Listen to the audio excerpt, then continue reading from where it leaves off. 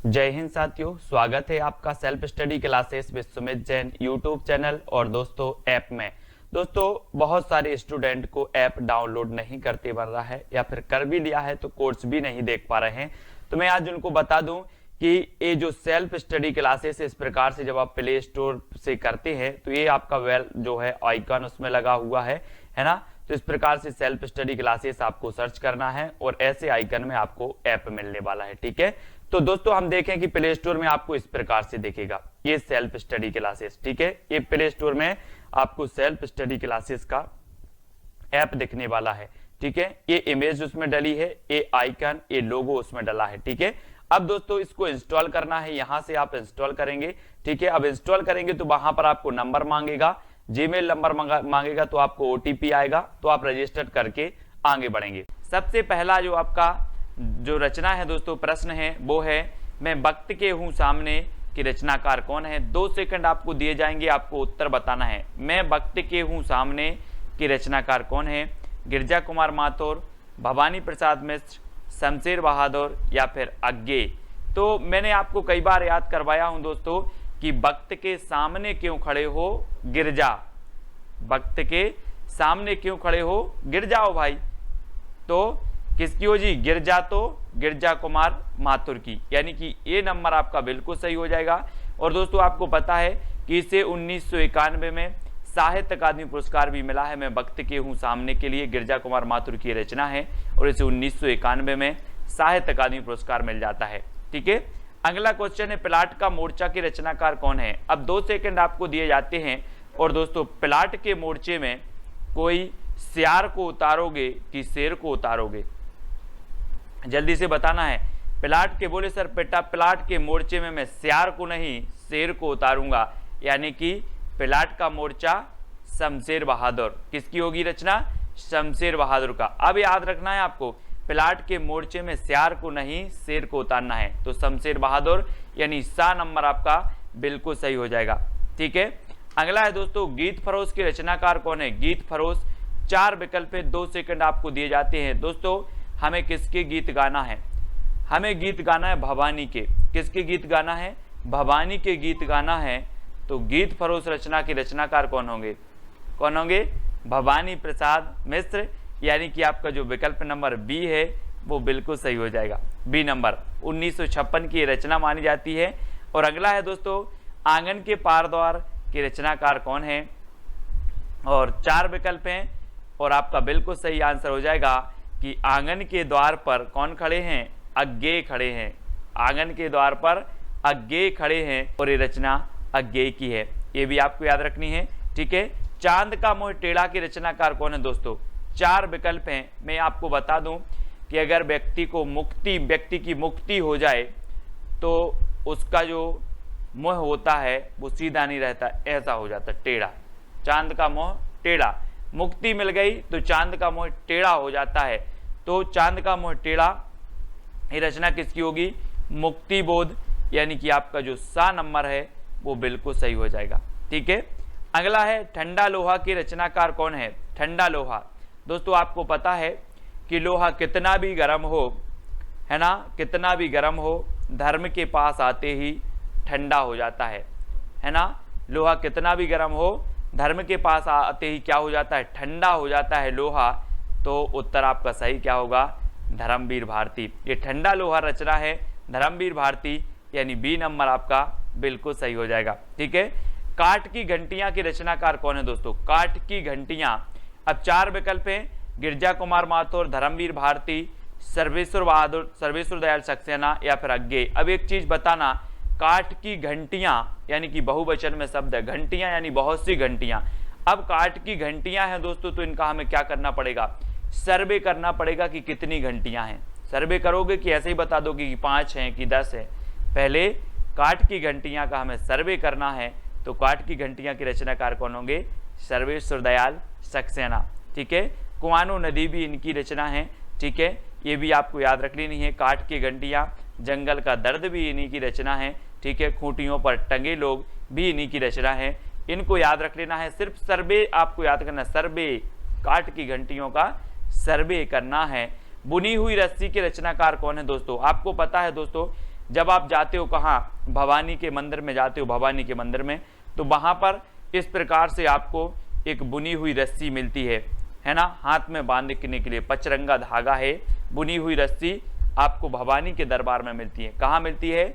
भवानी के दरबार में। बोले सर भवानी के दरबार में तो बुनी हुई रस्सी मिलती है, तो ये बुनी हुई रस्सी के रचनाकार कौन होंगे?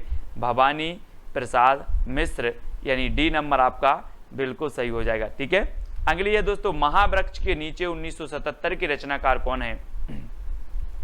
गिरजा कुमार माथुर, धर्मवीर भारती, अज्ञेय या फिर भवानी प्रसाद मिश्र। महावृक्ष के नीचे, है ना, हम बोलते नहीं है कि वहां वृक्ष के नीचे कौन सोया है, आप बोलोगे अज्ञेय, पता नहीं। वहां वृक्ष के नीचे, महावृक्ष के नीचे या फिर वहां वृक्ष के नीचे कौन सोया है? अज्ञेय, पता नहीं। अज्ञेय, तो ये अज्ञेय की रचना है, महावृक्ष के नीचे अज्ञेय।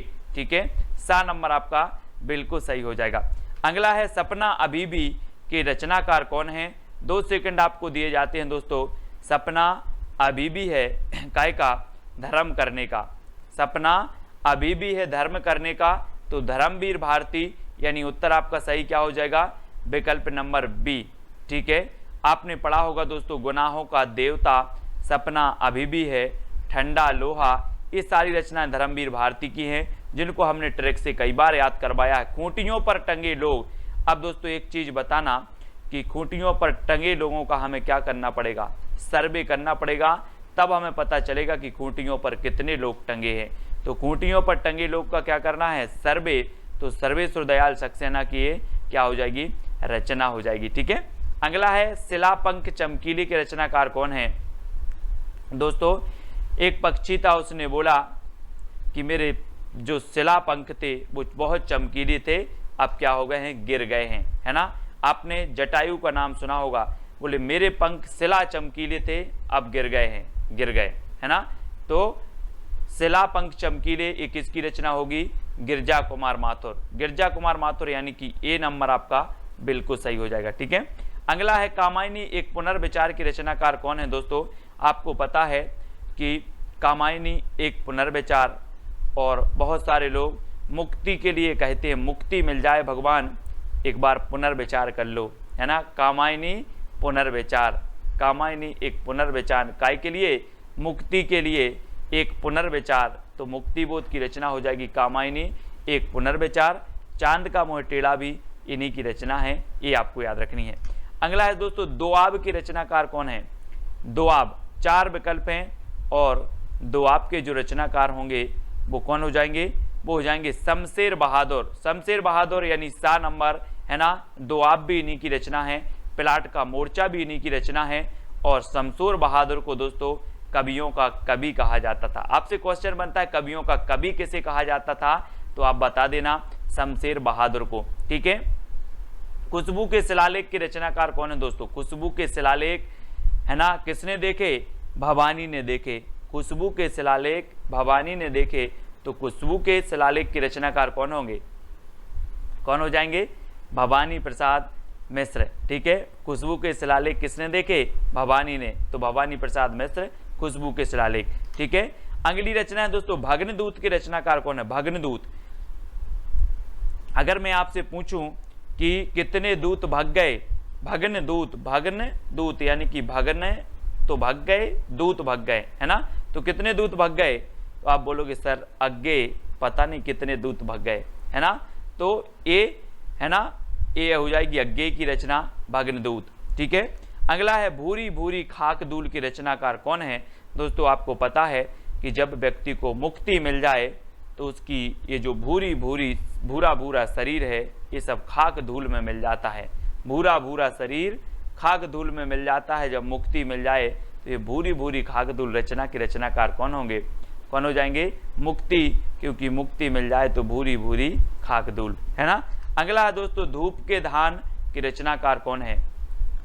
और धूप के धान आपको पता है दोस्तों, आप अगर गांव में रहते हैं तो धान अगर अच्छी बारिश हो जाए और मिट्टी बहुत ऐसी हो जाती, बहुत पानी हो जाता है मिट्टी में, तो धान गिर जाती है। धान क्या हो जाती है? गिर जाती है। तो धूप के धान, धान बोले सर गिर जाती है, तो गिरजा कुमार माथुर। गिरजा कुमार माथुर, यानी कि ए नंबर आपका बिल्कुल सही होगा। ठीक है, अगला है जंगल का दर्द की रचनाकार कौन है। अब दोस्तों एक बात बताना, जंगल में बहुत सारे पौधे हैं और जंगल का दर्द आपको कैसे पता चलेगा, कैसे चलेगा, जब आप क्या करोगे, सर्वे करोगे। बोले सर जब हम सर्वे करने जाएंगे जंगल का दर्द क्या क्या है ना, तभी हमें जंगल का दर्द पता चलेगा। तो जंगल का दर्द की रचनाकार कौन है, सर्वेश्वर दयाल सक्सेना। और सा नंबर आपका बिल्कुल सही हो जाता है, सा नंबर है ना। जंगल का दर्द सर्वे करना है, जंगल के दर्द का क्या करना है, सर्वे। तो सर्वेश्वर दयाल सक्सेना। कितनी नाव में कितनी बार की रचनाकार कौन है दोस्तों। अब आप बोलोगे सर मैं कितनी नाव में कितनी बार बैठा, सब अज्ञेय है। क्या है, अज्ञेय। कितनी नाव में कितनी बार, अज्ञेय। तो अज्ञेय यानी कि दा नंबर आपका बिल्कुल सही होगा। ठीक है, अब दोस्तों आपको बताना है प्रयोगवाद के प्रवर्तक कौन माने जाते हैं, आपको बताना है। ये दोस्तों इसी रचना के लिए मिला है इनको ज्ञानपीठ पुरस्कार, कितनी नाव में कितनी बार के लिए, है ना, इसको याद रख लेना। और प्रयोगवाद के जो प्रवर्तक माने जाते हैं वो कौन माने जाते हैं, ये कमेंट में चैलेंज प्रश्न है, आपको लिखना है। गिरजा कुमार माथुर, धर्मवीर भारती, सर्वेश्वर दयाल सक्सेना या फिर अज्ञेय कौन माने जाते हैं, ये कमेंट में सभी लोग लिखेंगे। जितने लोग भी देख रहे हैं वीडियो को लाइक करें। और इसके पहले बहुत सारे वीडियो आपके डल चुके हैं दोस्तों, हिंदी साहित्य ट्रिकी वीडियो, मोस्ट इंपॉर्टेंट कई वीडियो डल चुके हैं। आप प्लेलिस्ट में जाके देखें हिंदी साहित्य ट्रिक्स। ऐप डाउनलोड नहीं करते बन रहा है या फिर कर भी लिया है तो कोर्स भी नहीं देख पा रहे हैं, तो मैं आज उनको बता दूं कि ये जो सेल्फ स्टडी क्लासेस इस प्रकार से जब आप प्ले स्टोर से करते हैं तो ये आपका वेल जो है आइकन उसमें लगा हुआ है ना। तो इस प्रकार से सेल्फ स्टडी क्लासेस आपको सर्च करना है और ऐसे आइकन में आपको ऐप मिलने वाला है। ठीक है, तो दोस्तों हम देखें कि प्ले स्टोर में आपको इस प्रकार से दिखेगा ये सेल्फ स्टडी क्लासेस। ठीक है, ये प्ले स्टोर में आपको सेल्फ स्टडी क्लासेस का ऐप दिखने वाला है। ठीक है, ये इमेज उसमें डली है, ये आइकन, ये लोगो उसमें डला है। ठीक है, अब दोस्तों इसको इंस्टॉल करना है, यहां से आप इंस्टॉल करेंगे। ठीक है, अब इंस्टॉल करेंगे तो वहां पर आपको नंबर मांगेगा, जीमेल नंबर मांगेगा, तो आपको ओटीपी आएगा, तो आप रजिस्टर करके आगे बढ़ेंगे।